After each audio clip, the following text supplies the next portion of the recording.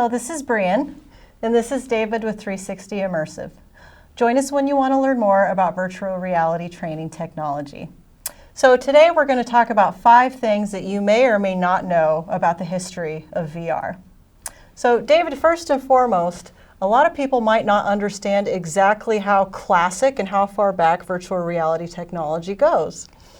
Well, for myself personally, I first saw VR in 1992, but it goes way back beyond that. In fact, if you think about it, my understanding, it goes clear back into the early 1800s. Yes, absolutely. And it wasn't VR as we might think about it, but it was actually people would take paintings and create a panoramic room, and that was virtual reality. They could transport people, in a sense, to a different point in time or place on the earth. Because you felt immersed in the battle scene or whatever they had depicted, because you had to turn your head to the left and the right and up and down in order to see the entire painting. Right. And let's face it, the military has been using virtual reality in some form since the 60s and 70s. Now, the advent of computer power allowed us to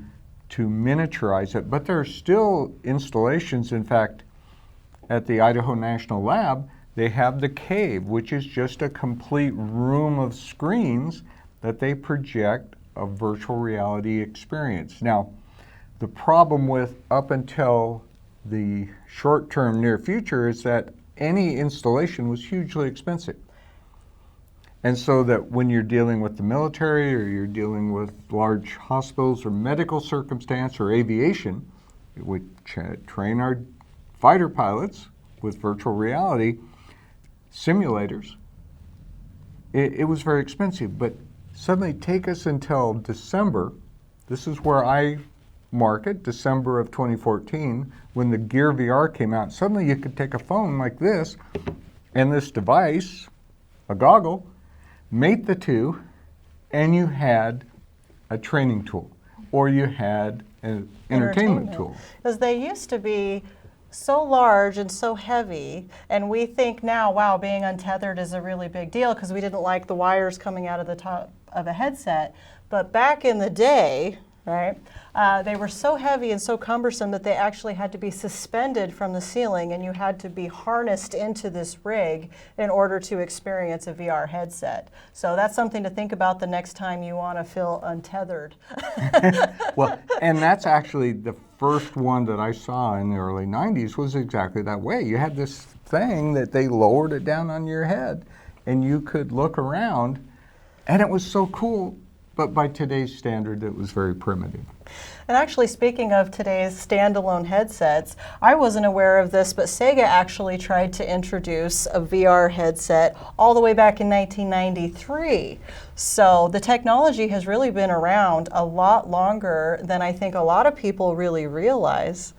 Obviously a great idea, but not quite ready for prime time. Not quite ready. So how did we used to shoot virtual reality video before we have the new cameras that we have today?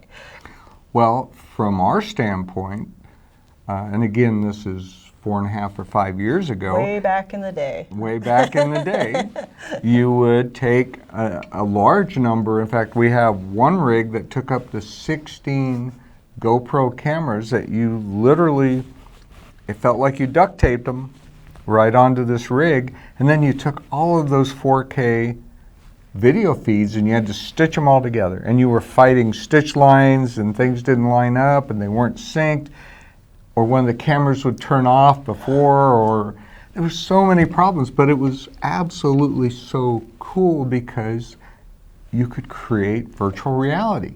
Even though it was uphill both ways. It was uphill, and of course today we have cameras that do all of that for you, and it's made training to the point that you can say to an organization, we'll teach you how to create your own content. We'll help you along the way, but we'll teach you. And that's a very cool thing for us. So all the way from gigantic wall murals to put you in the middle of the action, from giant machines suspended from the ceiling, to handheld devices, virtual reality has really come a long way. It has, absolutely. And it has such a path forward. So much potential. That's Still right. yet to see.